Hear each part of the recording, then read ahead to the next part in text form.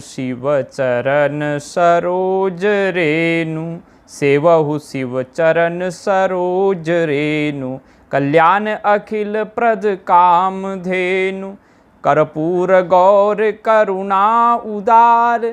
संसार सार भुजगेंद्र हार, सुख जन्म भूमि महिमा अपार।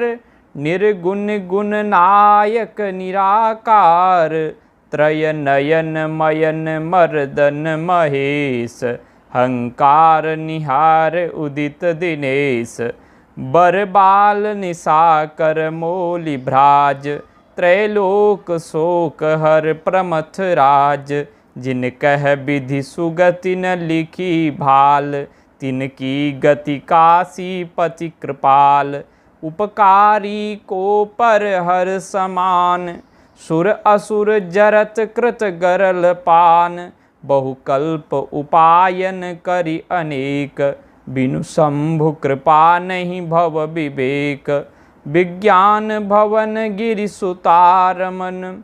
कह तुलसीदास मम त्रास समन, कह तुलसीदास मम त्रास समन। भावार्थ है इसका, संपूर्ण कल्याण के देने वाली कामधेनु की तरह शिवजी के चरण कमल की रज का सेवन करो। वे शिवजी कर्पूर के समान गौरवर्ण हैं, करुणा करने में बड़ी उदार हैं।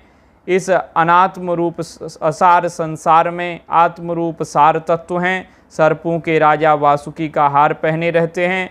वे सुख की जन्मभूमि हैं। समस्त सुख उन सुख रूप से ही निकलते हैं। उनकी अपार महिमा है। वे तीनों गुणों से अतीत हैं। सब प्रकार के दिव्य गुणों के स्वामी हैं।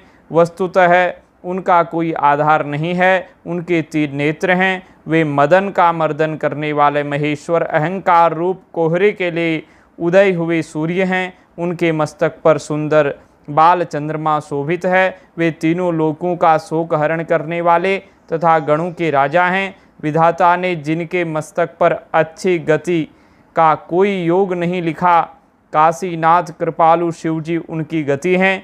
शिवजी की कृपा से वे भी सुगति पा जाते हैं। श्री शंकर की समान उपकारी संसार में दूसरा कौन है, जिन्होंने विष की ज्वाला से जलते हुए देव दानवों को बचाने के लिए स्वयं विष का पान कर लिया।